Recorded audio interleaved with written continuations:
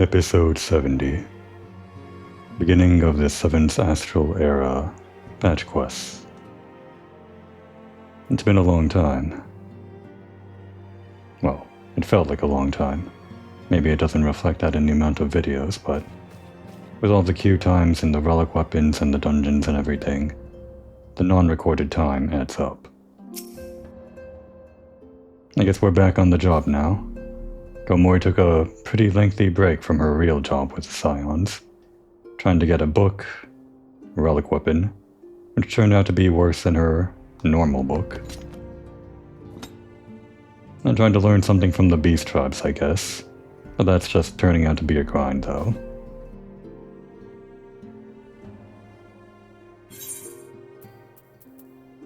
Let's see what Minfilia has for us.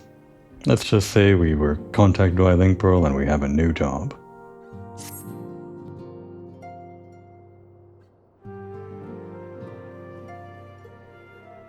Komori, it pleases me to see you well.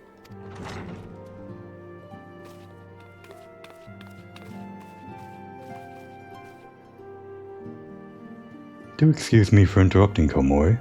My lady, the gentleman from Ashgana Exports has just left. I understand now why you didn't want to receive him. You did well, Tataru. Please inform the guards that we will not be receiving any further guests this evening. Thank you, my lady.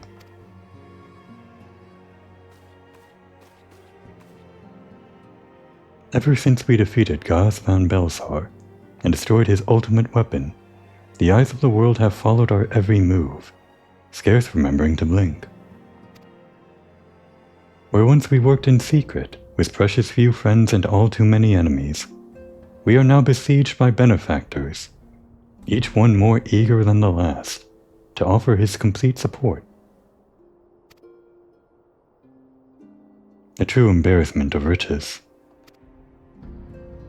Of course, every promise of patronage comes with a price. Some make their intentions known from the start, while others endeavor to engage us more subtly. Dress it how they will, their message is ever the same. We shall help you, but only if you help us. The gentleman Tataru spoke of was more brazen than most. In exchange for certain supplies, he would have us resolve a business dispute. Naturally, I refused him, as I have every other merchant of his ilk. Alas, the Syndicate's overtures are not so easily rejected. When we formed the Scions of the Seventh Dawn, it was with the goal of serving Eorzea, not the interests of individual Eorzeans. Our neutrality is fundamental to our cause. In my heart, I know this to be true, and yet, if accepting these offers of patronage could empower us to do greater good, might they not warrant greater consideration? Our Baldessian colleagues have been generous beyond measure, but we cannot expect them to. Forgive me, I did not mean to burden you so. Yeah, you called us in for a job and you got off on a tangent. Not really. Yet, my urge to share this dilemma may not be wholly misguided. Might I impose upon you to consult the others? They are like to have their own opinions on this matter.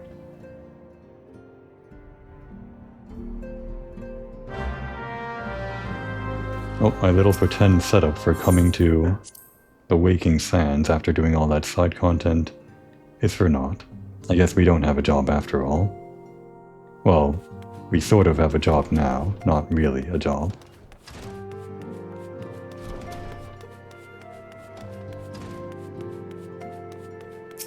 What do you think about selling out, Tancred? Fortune begets power, and power fortune. That we, and especially you, have power is beyond doubt. The question is what to do with it. You may be interested to know that there is a growing belief amongst the refugees that Ala Mhigo could be liberated, if only the Scions would commit their strengths to the cause. Yet theirs is but one of many causes. We stand at a crossroads, Komoi. Each path is paved with good intentions, but where they lead is far from clear. What about selling out?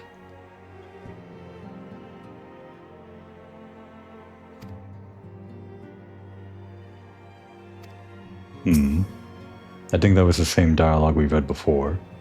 I'm going to assume these guys all have the same dialogue if they're standing in the same position they were previously. Looking at you, Arnvold.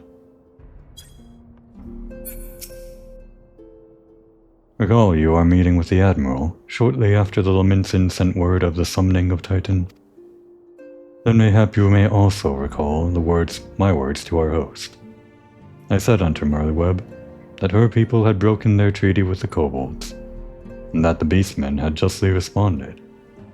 That we had been called to intervene in a conflict which she herself had invited. And I spoke, in short, the truth. And wherefore did I speak it? Because, owing no allegiance to Limsa, I felt no compulsion to allow the Laminsons to distort the facts, to fit a narrative which justified their actions, and absolve them of guilt. Upon this subject, Menphilia can expect a similar reply. Our many dalliances with the city-states have already weakened our claim to neutrality, but the path she contemplates would see us relinquish it entirely. Well, it's a good thing you have words like that to convince Menphilia. There's no way Komor would be able to navigate such political intricacies. I've been receiving a lot of gifts lately, but Papa Limo keeps making me send them back. It wouldn't be so bad, but some of them are really nice. I mean, very nearly abandon your principles nice, you know? Thanks, Ida. None can deny that we would benefit from more support, but if it comes at the cost of our principles, neutrality was ever a delicate matter. I've lost count of the times I've had to explain to people that our allegiances need not necessarily lie in the same place as our headquarters. Mind you, if we are to sell our services for Gil, we might as well declare our fealty to Ul'dah now and have done with it. I'm quite sure Ida would enjoy the bribes.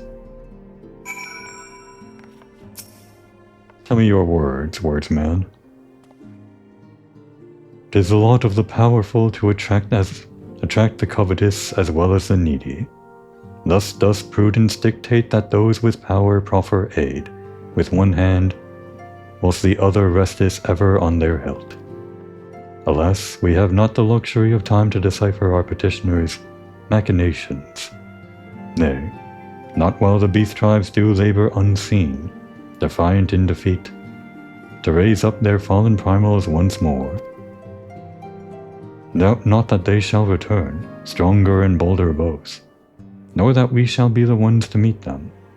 This sacred charge shall ever be ours. 'Tis but a pity we are so few, and our fortune so finite. Yeah, we'll get back to the primals and all that a little bit later. I'm working on it, okay? Desperate measures.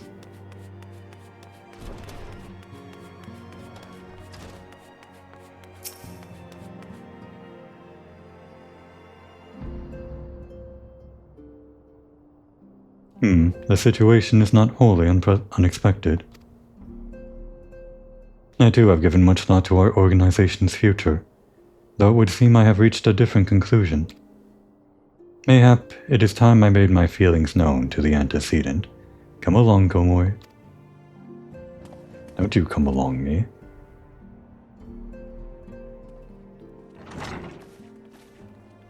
Alphinode, Komoi, is aught amiss? You desired counsel, and you shall have it. Menphilia, the scions of the Seventh Dawn must leave Ul'dah. We must do what? So long as we remain within Ul'dah territory, we will never be free to act with impunity. Moving our headquarters to Vesper Bay only delayed the inevitable. We have demonstrated our capabilities, and the Syndicate has taken note. They will not suffer our organization to remain independent now. We are far too dangerous for that. Surely you realize they are the reason Vesper Bay still lacks an aetherite?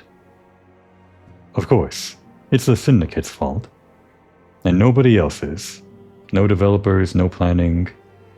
It's all the Syndicate's fault. Of course we have the tickets, but this is the lore reason there's no aetherite. Anyway. They know full well how beneficial one would be to our cause. Which is why it and other favors will be denied us unless we cooperate. If Ul'dah is no longer suitable, where would you have us go? Experience has taught us that the appearance of neutrality is as important as the reality. Accordingly, we must keep each of the great nations at arm's length, and plant our banner in a place which all agree to be beyond their borders. The ocean. Mordona. Right, that makes more sense. International waters is kind of hard to go to. And I guess the pirates kind of have reign over some of that. Revenant's Toll, to be precise. It lies within neutral territory, and offers all the essential facilities we require. By way of an additional benefit, it is also frequented by a veritable legion of adventurers, who may serve to supplement our ranks. I am, of course, conscious of the fact that we have developed a certain bond with Ul'dah and her people over the years, but I truly believe this to be the best course of action. As you yourself observed, we have invaluable ties to the local community, forged through years of concerted effort. Ul'dah is our home, Alphinaud. To cast aside everything we have built and start anew in that desolate wasteland would be beyond reckless. The decision is yours to make, Antecedent. I ask only that you recall the shared purpose, which first moved us to found the Scions of the Seventh Dawn, and which moved you to found the Path of the 12 ere that. We aspire to an ideal, you and I, just as my grandfather did. That makes us more than mere comrades in arms. We are as much your family as... That will be all, Alphinaud. I'm sure you have some familial affairs of your own to attend to. Your concern is most generous, but no. I have left them in the hands of men better suited to the task than I. I could not very well allow my personal affairs to come before the needs of the Order, after all.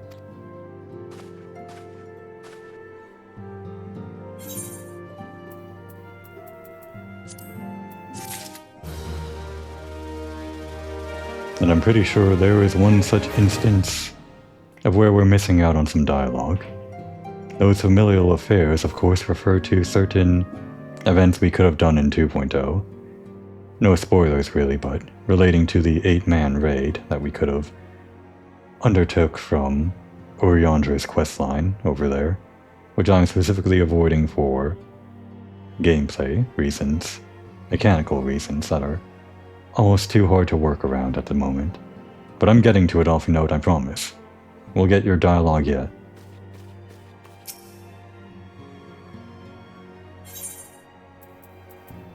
Cooking sherry? Huh? Why? I guess just for fun. Leave Ul'dah? Has it truly come to this? Oh, Komoy. Pray, attend to Alphinaud. He is engaged in some business or other and requires your assistance. Pray be on your way. Alphinaud waits upon you, and I have much to think about. Oh, and tell him he shall have my answer in due time. Default dialogue.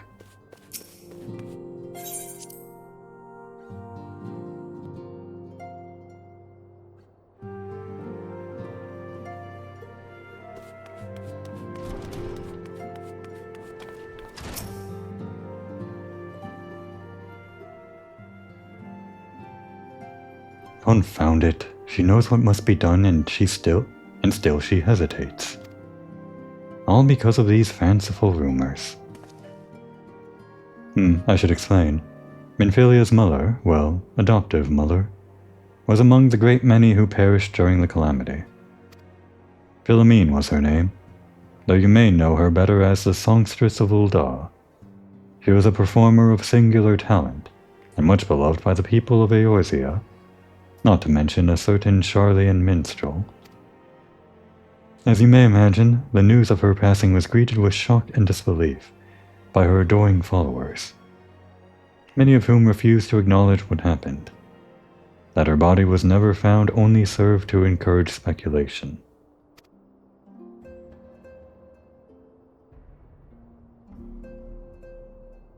Minfilia, too, struggled at first to accept the truth.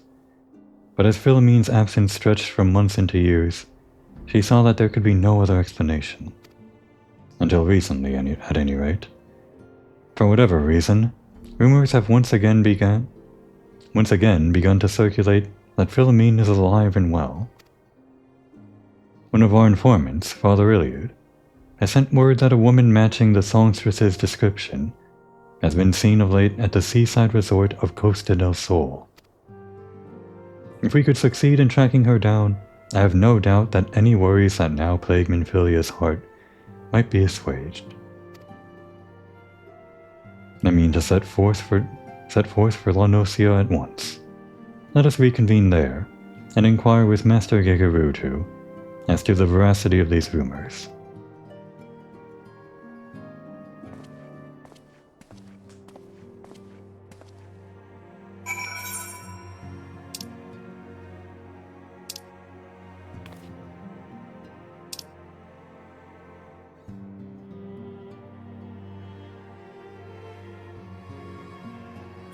.368 go.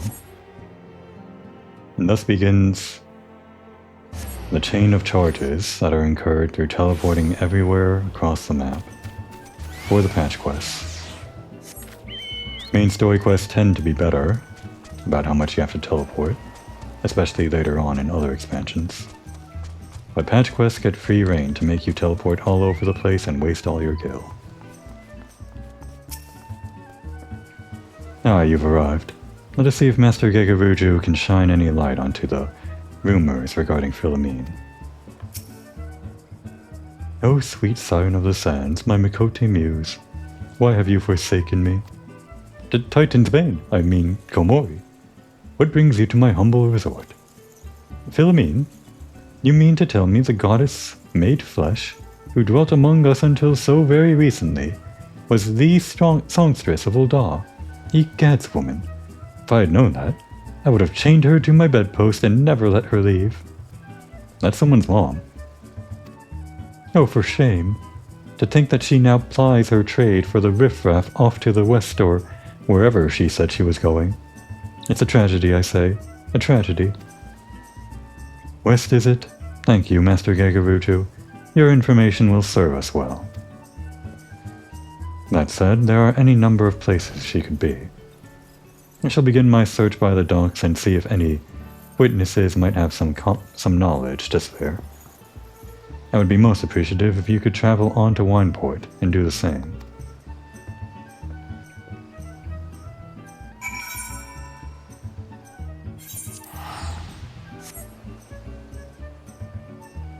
Get used to teleporting, Komori.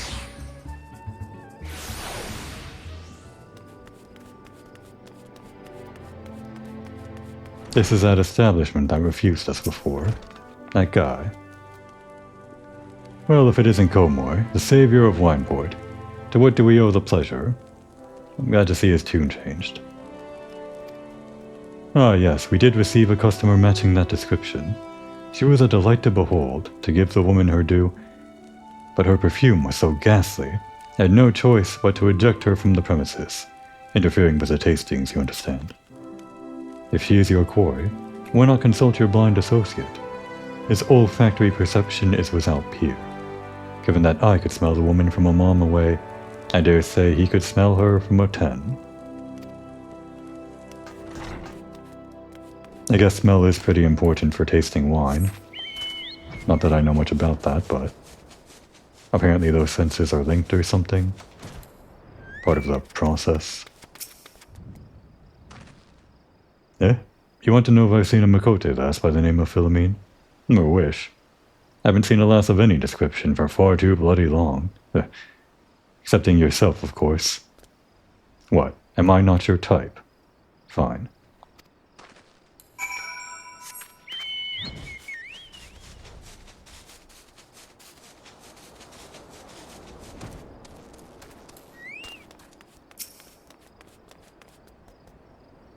I see you have had many grand adventures since last we spoke, Komori. You must share them with me sometime. The girl from a little while ago? One does not forget a perfume like that. So robust and intoxicating, yet simultaneously familiar. Reminiscent of a bloom native to these parts, in fact. I said as much when we spoke. She complimented my powers of observation, and asked me where she might find some of the flowers. So I told her to follow the road to the south, into Raincatcher Gully, and then head east after crossing the second bridge. The flowers which grow in the shade of the cliff have the strongest scent, you see. If you make haste, you may yet find her there.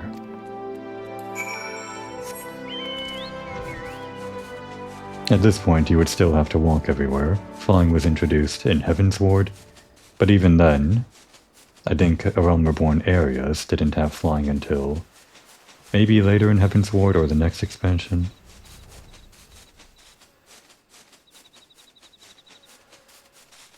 And here's the second bridge. And off to the left. These flowers, they're pretty big. No wonder they smell so strongly. Are you bothering this lady?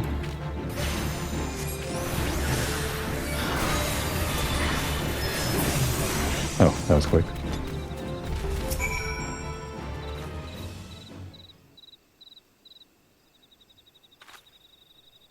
I'm in your debt, stranger. I did not realize my activities had aroused the Gabi's ire until it was too late. Their auras can be used to make perfume, you see, and I Philomene, I don't... Who are you? Whom do you serve?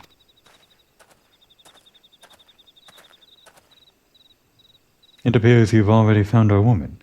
Consider me impressed, my friend. The songstress of Ul'dah, I presume? Minfilia, or should I say, Asilia, is looking for you. Asilia? You are the very picture of health, my lady. Yet the world thinks you dead. I can only conclude that this was by design. The question is, why? Not everyone who endeavors to find me does so with the best intentions, child. You will be pleased to know that I fully intend to reveal myself to Minfilia when the time is right. Oh, well, that does please me, more than you know. But tell me, sojourns in the forest of Lanosia aside, when exactly will be the right time? When I deem it so. Do you imagine I traveled all this way on a whim? As I was telling you, your associate, prior to your intrusion, I came here to harvest these flowers for use in a perfume. Does that satisfy your curiosity, or would you interrogate me further? My apologies for the interruption. Anyway, now that we all have that which we came here for, might we continue this conversation in a safer locale? Wineport, say?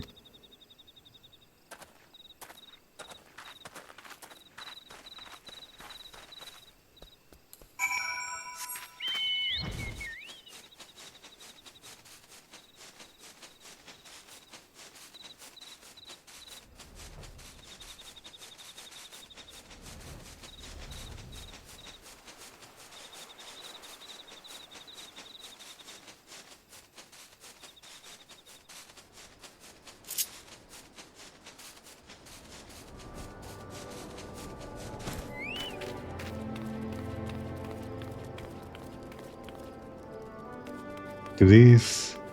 They do. Sometimes I wonder if architecture has entrances like doors. It's not like I'm expecting them not to. But when I look at things like this, I sometimes wonder what exactly the interior is meant to be like. On the outside, it's just a bridge, right?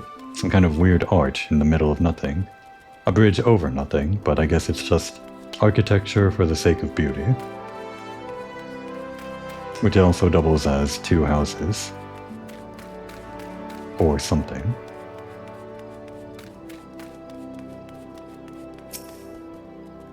Rescued yet again from the jaws of a ravenous Gabu. How quickly we forget the lessons of the past. Though I was not solely to blame for that foolishness. Referencing 1.0, I believe. The whole event that happened in Ul'dah, rampaging Gabu or something. That's referenced several times in this game for me to remember it. It's actually part of Philomene's and Minfilia's even backstory, and even Thancred as well. I don't know if that was a playable thing or something, but it is part of that backstory. This is not at all how I envisioned it. I can scarce begin to imagine what emotions will go to Minfilia's heart when she reunites with her mother after all these years. But why the cooking sherry? I can only assume Alfinod is giving it to us. I guess while we were doing all the work, he was off buying some cooking sherry. Fine Luminson white wine fortified with grape spirit to increase alcohol content and improve its aroma, making it perfect for a variety of culinary dishes. We're not going to cook, Alfino.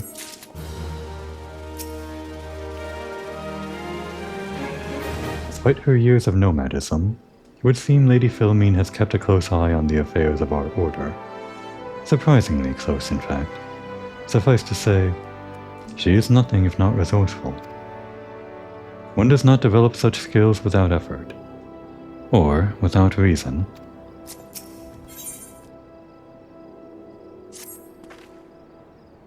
You say my daughter awaits us in Vesper Bay, yes? I have kept her waiting long enough. Let us be off on the next ferry. I can finish fashioning the perfume along the way. Understood. Come with me. It would be my pleasure to escort you to the Waking Sands.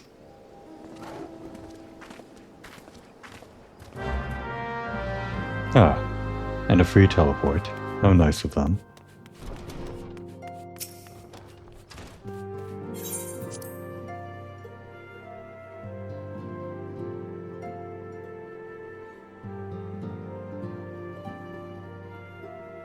Actually, I believe that set of quests, much like the main story quest of A Realm Born, had a lot pared down, quests removed so that you have less chaff to deal with, more substance. There probably might have been more quests with Gegaruju to get information out of him, just a guess. Maybe more quests over in Wineport to get information about the whereabouts of Philomene, and potentially more quests from Philomene herself, before she was ready to come back. It seemed rather quick that as soon as she got the ingredient for the perfume that we're now heading back to talk to Minfilia, and presumably the reunion, but that's all just a guess. I just know that quests were cut out of these patch quest lines, but not which quests.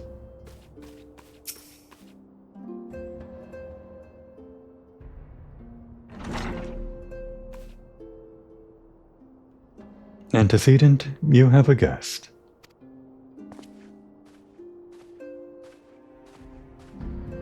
Amin? Ascilia.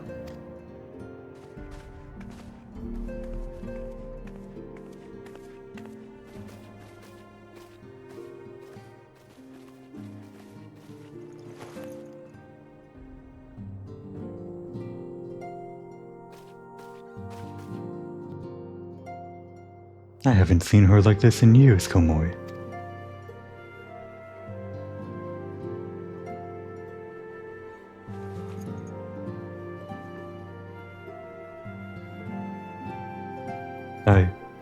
I never truly believed it when they told me you were dead. But what kept you away for so long? The Imperials came for me, as I always knew they would, and I so resolved to stay as far away from you as I could, lest their pursuit of me endanger you and our cause. Our cause?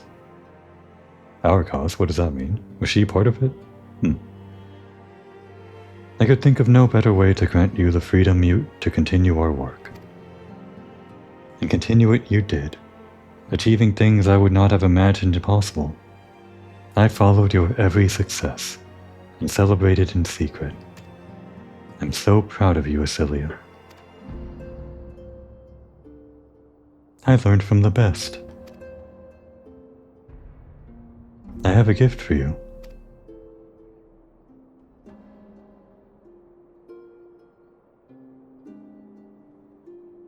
Celestia perfume. You remembered? How could I forget? You wore it all the time. If I ever lost sight of you, I could find you again just by following my nose. I did not think it was made anymore. You must have gone through so much trouble. It was no trouble to me, my darling. I fear I cannot say the same for Komoi, however. I could not have made it without her.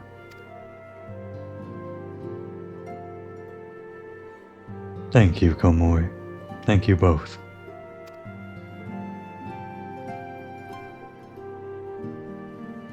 There's something else.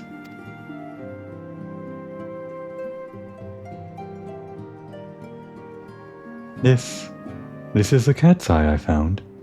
All these years you kept it.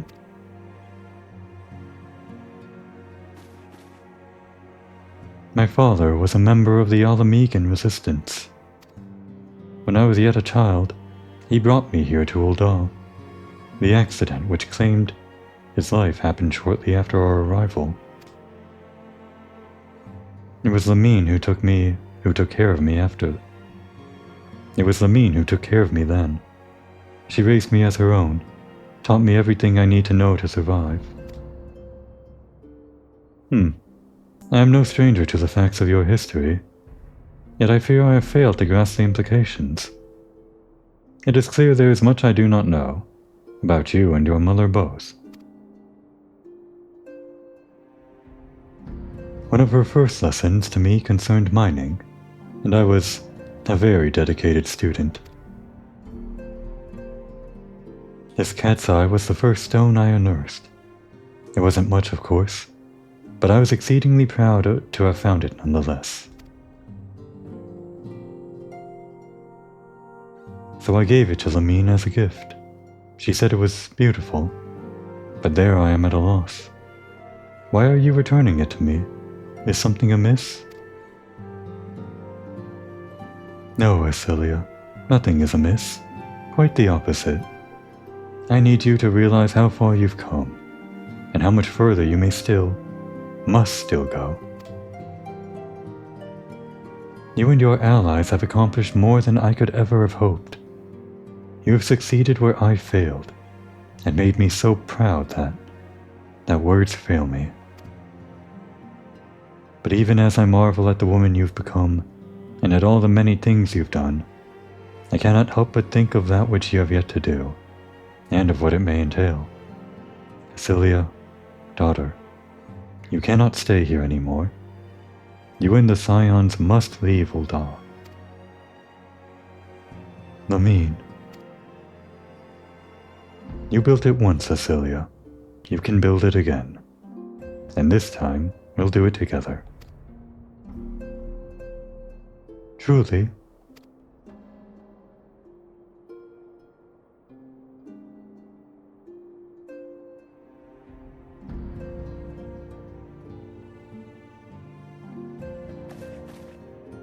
Elfino, the time has come for the Scions to leave Vesper Bay. We shall establish a new headquarters in Revenant's Toll, as you proposed. Much work lies ahead of us. Inform our fellow Scions, and send word to the students of Valdecian. Preparations begin at once.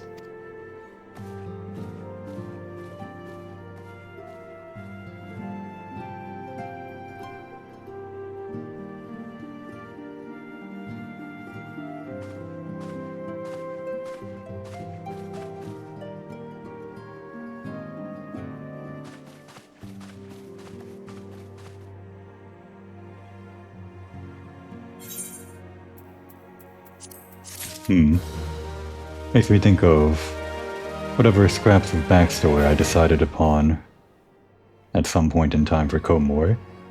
I think I decided that she was from Uldar or something, and that after the calamity, she just came back after those 5 years wandering around for whatever reason, and found that her home was, I don't know, being sold off or something. Never really decided what happened to her parents, though. Never found them. Does she care? I don't know. Maybe I'll think about it. I'm not really a lore guy.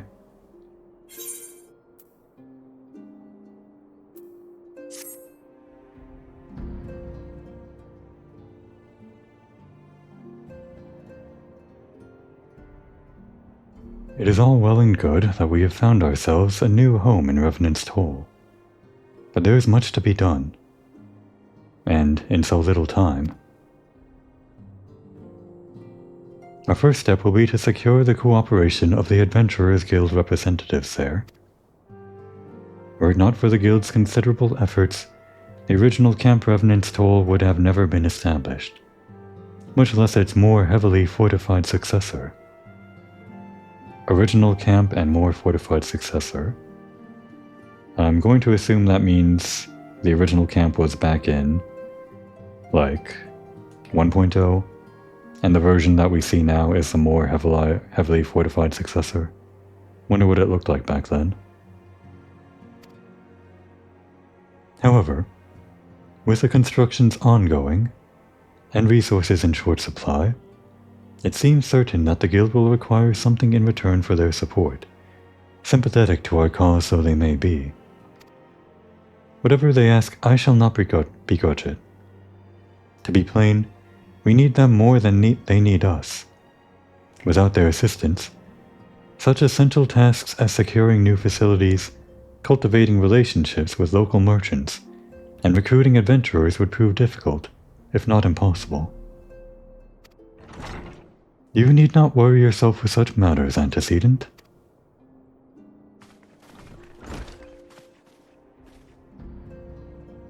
Really, Alphinote, if I need concern myself with anything, it is surely matters such as these. Indirectly, perhaps, I submit that you might instead concern yourself with a different matter, namely, to whom the resolution of such matters might best be entrusted. And here I am. Nor do I come alone. May I present the esteemed emissary of the Adventurers Guild at Revenant's Toll. Have I seen this guy before? It is an honor, Antecedent. Upon receiving word of your intentions from Master Alphinote, we thought it best to begin talks at the earliest available opportunity. Know that my associates at Revenant's Toll hold the Scions of the Seventh Dawn in the highest regard. We should be honored to welcome you to our organization. Oh no, we should be honored to welcome your organization. There are, of course, certain provisions which must be negotiated. If it please you, I would do so. It does. Madam, unless I am much mistaken, you're the one known as Komori, are you not? May I say what a pleasure it is to make your acquaintance? Slaftborn spoke of you in the most glowing terms. To steal an Imperial Reaper and then use it to infiltrate a Garlean castrum is an undertaking few would contemplate, and fewer still survive. You shall always be welcome at Revenant's Toll. We hope you will favor us with your presence again ere long.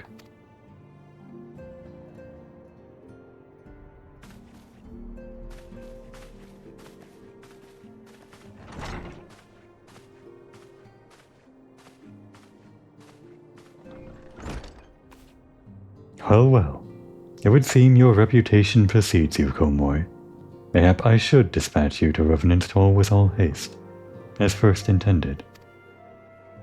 But before that, I dare say you have earned yourself a rest. After all, you have traveled so far, and there is already so much you have done for us, and for me. We will speak again anon. Till then, take care.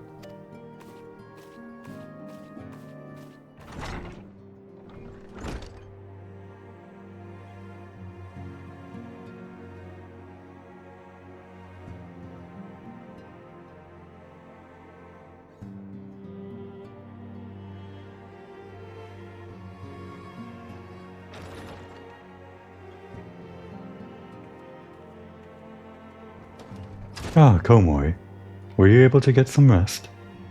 I would ask you to come with me to the Solar. Alphinaud has just returned, and it would seem there is something he would share with us.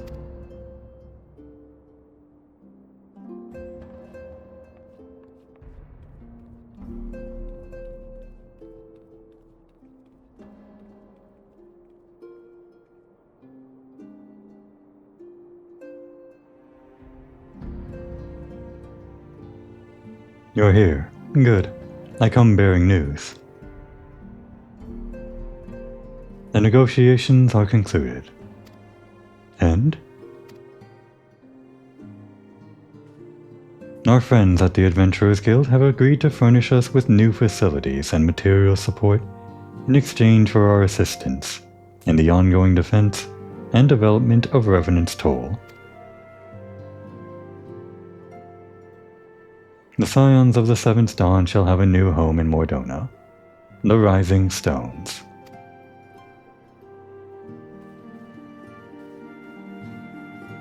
A bittersweet victory, if truth be told. I cannot deny that I had come to look forward to Tataru's tales of our many guests and their many, many demands. From the waking sands to the rising stones, passably poetic. That wasn't your doing, was it? You sly dog. I do have news to share. In expectation of this momentous day, I personally informed the Alliance leaders of our plans, and they have each pledged their full support, General Raubon included. Moreover, I have decided that the time is right for us to cast off the vestiges of our Order's veil of secrecy and announce ourselves to the world. Are you sure that is wise, Antecedent? If anything, it is a mere formality. Our existence is quite possibly the worst kept secret in Eorzea. Let us affirm our identity, proclaim our achievements that all may know what the Scions of the Seventh Dawn stand for. Well, obvious risk apart, it would be nice to receive a little more recognition. And the people have a right to know who saved them. It is my hope that this gesture will encourage the people of Eorzea to place their trust in us. I would reveal to them the true extent of our power, yes, and in so doing, I would show them that it is a power accountable to no one, and at once to all. And what of us? We who felled primals and faced down the Empire. To you, my fellow Scions, I would say this. Prepare for the challenges which lie ahead, for they will be great indeed.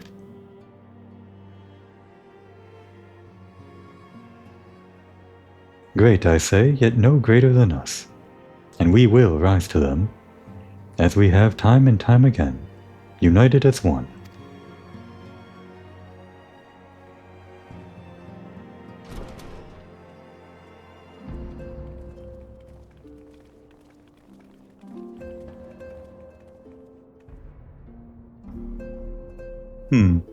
There must be some way I can...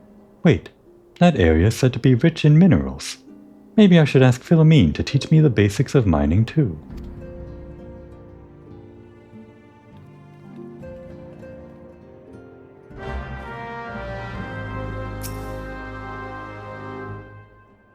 Do you ever wonder how he does it? Alphinaud, I mean. It was almost predictable that he should appear with an emissary of the Adventurers Guild, mere moments after I had expressed the need to forge ties between our organizations. Truly, his sense of timing rivals even your own. Yes, it does seem like a little bit of a cop-out, but that's kind of Alphinaud's thing, isn't it? Being the little prepared lordling. Anyway.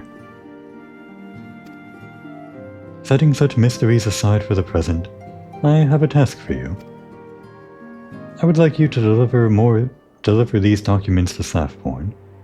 They concern our forthcoming move. Do take care on the road, and represent us well, Komori. Same dialogue.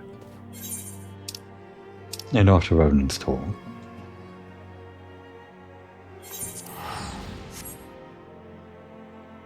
The whole thing about the Scions being a secret society, I always felt like that was kind of a leftover remnant of some of the story from 1.0 or something, or at least something that they tried to do but never really took off with them being a secret society. I guess the biggest hole in that theory, or hole in that plot, was the enemy strolling right through our front doors and killing everyone in our home base. Granted, they had an inside man, Thancred, telling them where to go, but it still felt like we weren't really a secret society at that point. That and other things, people knowing who we are. But that doesn't really matter. We're well known to the entire world now. I was told to expect a Scion, but I didn't expect it to be you. It has been far too long, Komor. You have something for me, yes? Let's see now. Yes, everything appears to be in order. You'll be staying with us for a while, yes? Would that we had a dozen more like you. And since we don't, though, we'll just give you the work of a dozen men. I jest.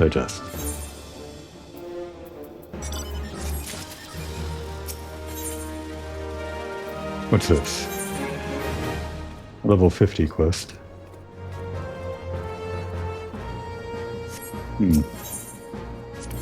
Possibly a primal.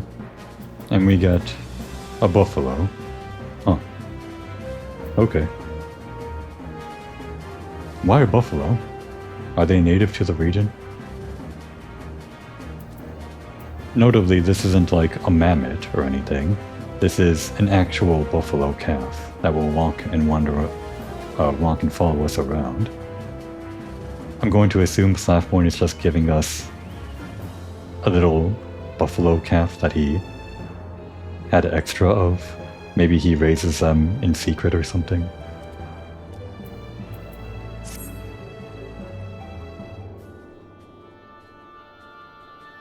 Back to the work of a dozen men, I see. But I jest.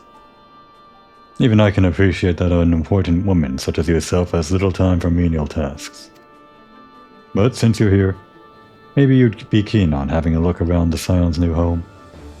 See that impressive structure over there? That's the place. It was originally built to house a branch of the guild, you see. As such, it comes complete with a tavern where adventurers can rest from the road, fill their bellies with good food and drink, and their ears with tales of fortunes to be had about the realm. It may get a bit raucous at times. Is that the correct pronunciation? Ruckus? Ruckus? Is that the correct spelling of ruckus? Or is that just pronounced raucous? Whatever. It may get a bit raucous at times, but I imagine it'll be as good a place as any to recruit capable men and women to your cause. Come with me, I'll show you around. Is that you, Komor? I'm quite sorry to interrupt, but I have most urgent news. We received grim tidings from Gridania, and it would appear our aid is required at once. I must ask you to report back to the Waking Sands, with all due haste. Is everything alright? Quite alright, friend.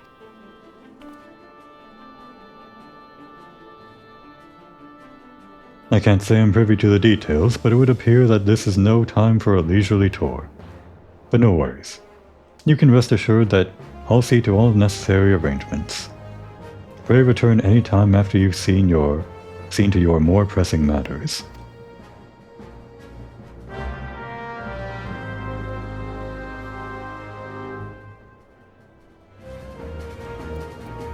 Well, we're not quite done with returning to the Waking Sands yet.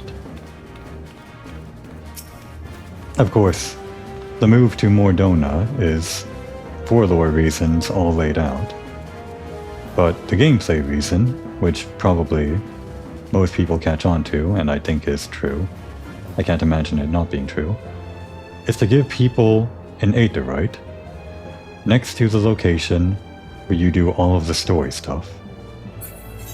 That was probably a gripe that was in 2.0 that they realized they had to resolve pretty quickly, in 1.0, the movement that you had to go from wherever to reach the Waking Sands. The tickets to return to the Waking Sands didn't exist back then, obviously. These were added to expedite your story. And of course, the closest point of teleportation was here in Horizon. Oh. Here in Horizon, where you had to travel all the way across this kind of swampy area, or you had to do some funny maneuvers over in Lenosia to take a boat over to Vesper Bay. But nobody has to ever worry about that anymore, partly because you get to save right at a later point in time.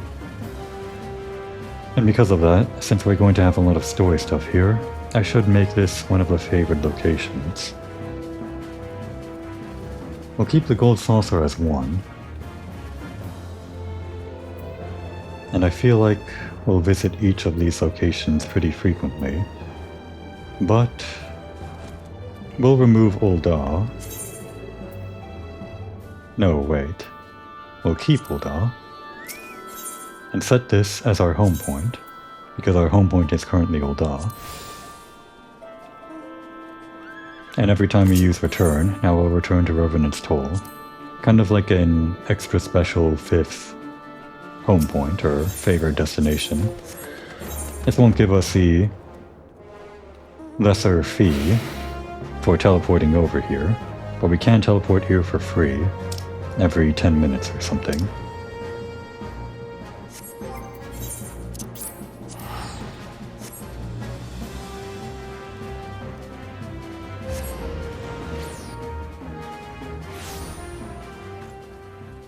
Actually, before we do continue, I'm going to return immediately.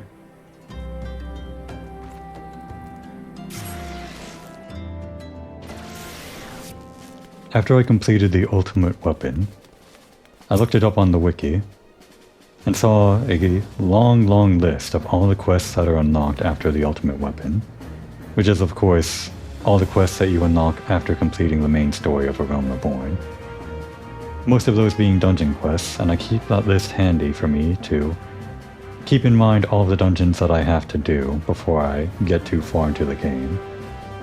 But one of those quests wasn't a dungeon quest. It unlocked magitechnical difficulties, if I remember. If this is anything important, which by completing the ultimate weapon and unlocking it, it seems it is important, I want to do this. I don't think I've ever done this on my main character, though. Greetings, Komori. You've come at just the right time. A visitor is waiting for you in the workshop, a friend of Sid, it seems. Realizing your preoccupation with other matters of import, I suggested she wait at 7's Heaven until your arrival. But she refuses to leave. I fear you have a very brash client on your hands, friend. The bar. Oh, I thought the bar was 7-7? It is. Oh, but she's actually inside the workshop. She didn't wait at 7-7. Are you ready to go inside? I fear waiting will only make her more irritable.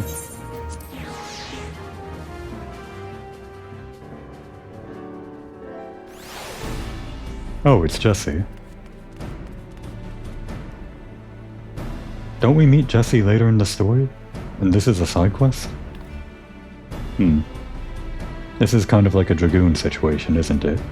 Where you meet a character in part of the Dragoon quest, but that would be chronologically before you meet him in the actual main story. So it'd be weird to do those in the wrong order. Is this the first time we meet Jesse, or...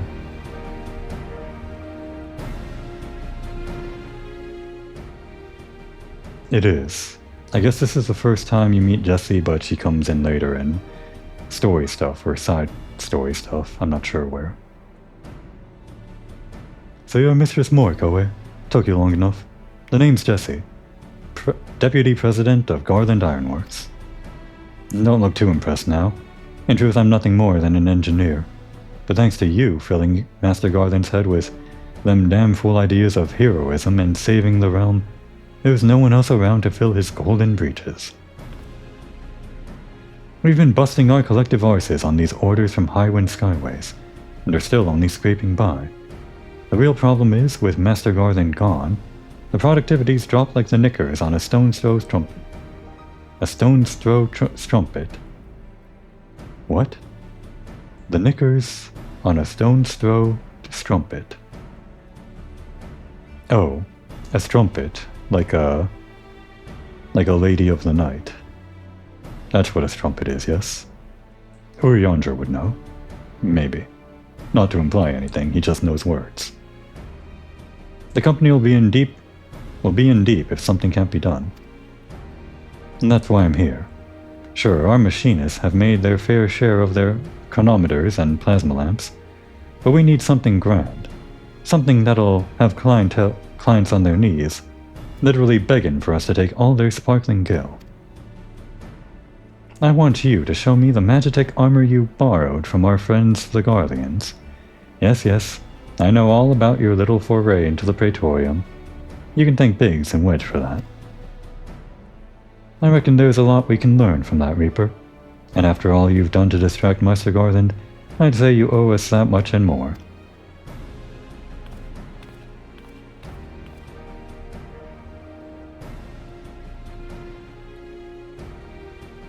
This is amazing. Do you even know what you have here? Listen to that cerulean engine. I never heard anything so sweet.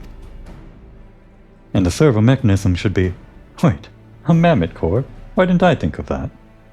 They're so easy to come by, mass production would be as easy as stealing candy from a baby. Or cores from a mammoth. But what in the 7 bloody hells have you done to the cannon's poor convergence modulator?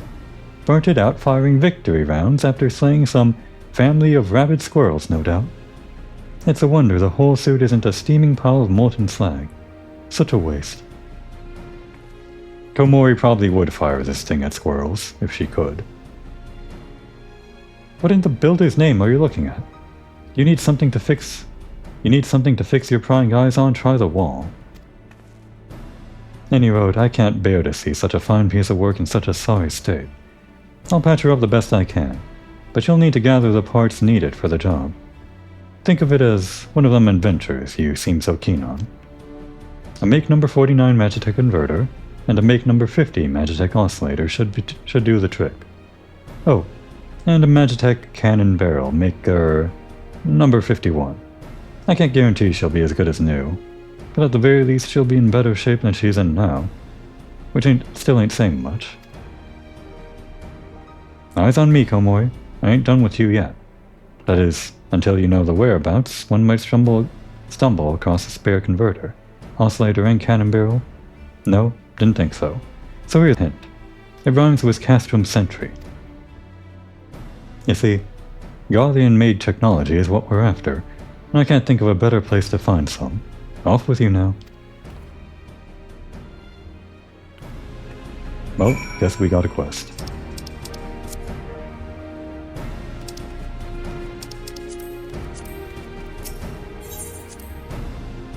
I think we should be able to wrap this up quickly. I don't want this to hang on to the next episode.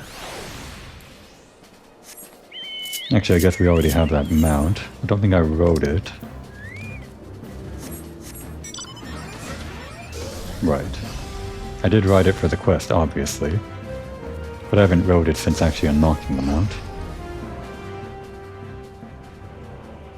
She says worth patching it up, but we already have it.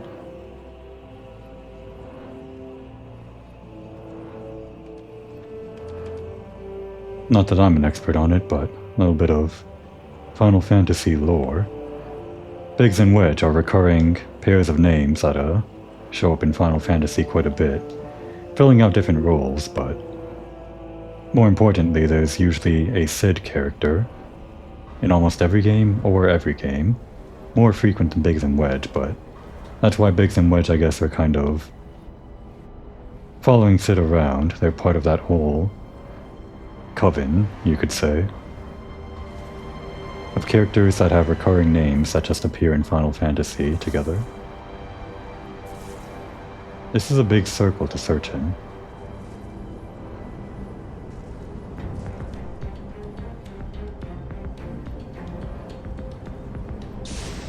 Can't go in there. I'm going to assume it's inside the actual castrum. Oh, there's one. No one's gonna mess with us, right? Good. While we're flying around in a Magitek armor, maybe they think we're one of them. Oh, right, and Jessie too. I don't know if Jessie is also a recurring character in, like, Final Fantasy name stuff, but she is a character that was part of the, most notably, known to a lot of people, the Avalanche Gang in Final Fantasy VII. Biggs and Wedge, of course, part of that recurring name group and also the Avalanche Gang group. They're kind of filling in that Venn diagram as both roles. But I guess because Jessie is also part of that Avalanche Gang, they, at a later point in time in Final Fantasy XIV's development, decided to bring her in as part of the Highwind Enterprise.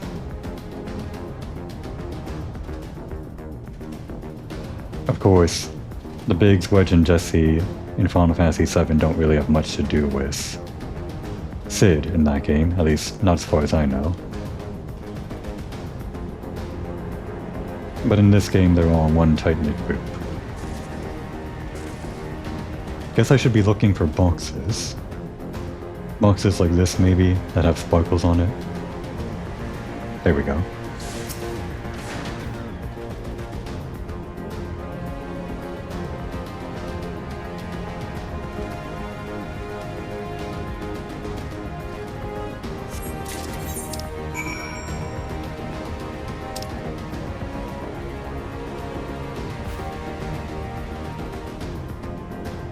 Whenever the aetheryte on the map overlaps with, like, a quest or something, it makes you zoom in on the closer map, the smaller map, if you misclick, like, a quest or something.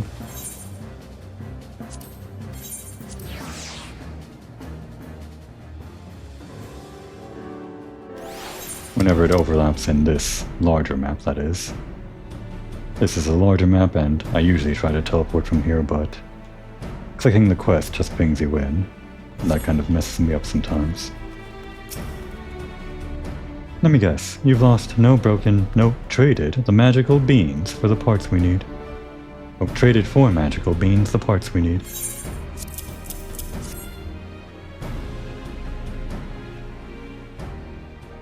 Well, colorly, mildly impressed.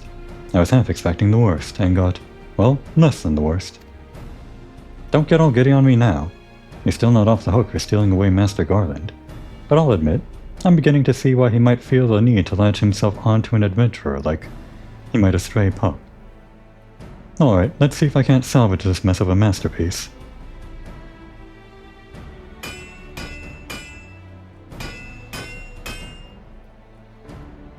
Phew, I think that's it. Both Magitek and Photon cannons should be functional. That said, I'm no guardian. There's no third eye hidden up under these lovely locks. And there's a great deal that I don't know about. They're machina.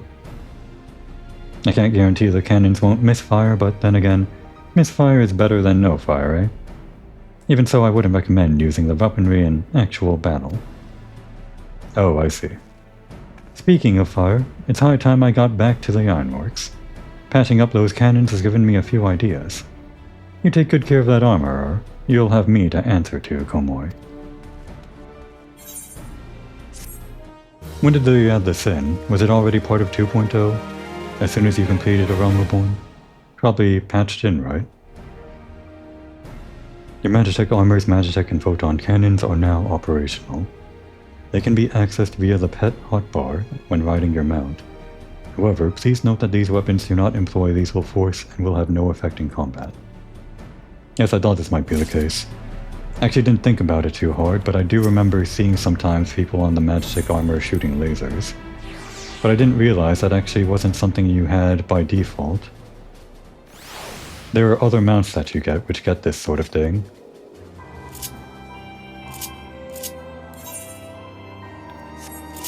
special actions on the mount to let you do animations or whatever.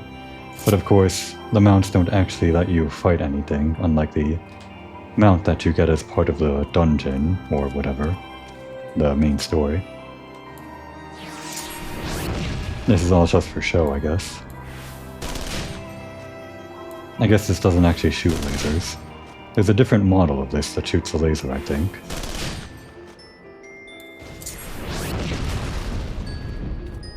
Well, we have that now. That's fun. I guess Komori can actually use it to pretend blow up squirrels whenever she wants.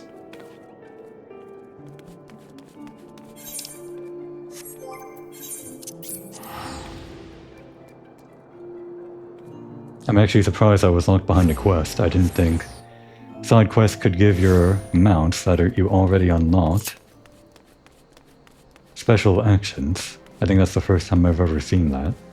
Usually the mounts just come with the action. Maybe that's the only time they ever did that, though.